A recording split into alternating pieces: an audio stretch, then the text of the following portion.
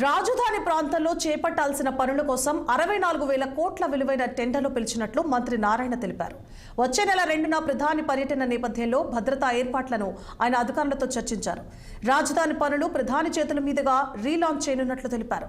ఇక రాజధానిలో పలు రోడ్ల నిర్మాణం ఇంకా పూర్తి కాలేదని సిఆర్డీఏ సిబ్బందితో కలిసి రోడ్లను త్వరితగతిన పూర్తి చేస్తున్నామన్నారు.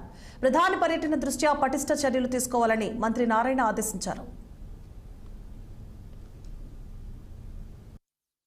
తెలిసిందే 2014-19లో అమరావతి రాజధాని నిర్మాణాలకై దాదాపు 5,000 కోట్ల పైగా ఖర్చు పెట్టడం, అనేక రోడ్లు అవన్నీ చేసాం. అప్పుడు అమరావతి రాజధాని క్యాపిటల్ సిటీ ఏదైతే ఉందో దాని యొక్క శంకుస్థాపనకి ఆ రోజు ప్రధానమంత్రిగా రావడం జరిగింది. వారి చేతుల మీద జరిగింది.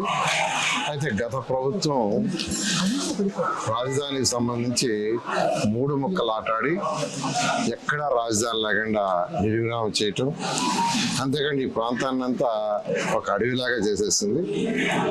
అయితే ఈ ప్రభుత్వం రాగానే గౌరవనీయ ముఖ్యమంత్రి నారా చంద్రబాబు నాయుడు గారు వెంటనే ఈ ఏరియా అంతా పర్యటించి ఇమీడియట్ గా వర్క్స్ టేకప్ చేయమని సిఆర్డీ చెప్పడం, ఆ నేపథ్యంలో 64,000 కోట్లకి యాక్చువల్గా టెండర్ పిలవటానికి అథారిటీలో పర్మిషన్ తీసుకోవటం, దానికి సంబంధించి దాదాపు 41,000 కోట్లకి అయితే టెండర్లు పిలిచి గ్రౌండ్ అయిపోయినాయి.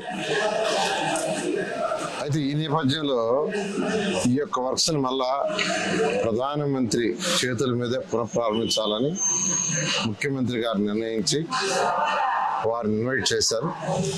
వారు 2వ తేదీ రావడానికి యాక్చువల్గా టైం ఇవ్వడం జరిగింది.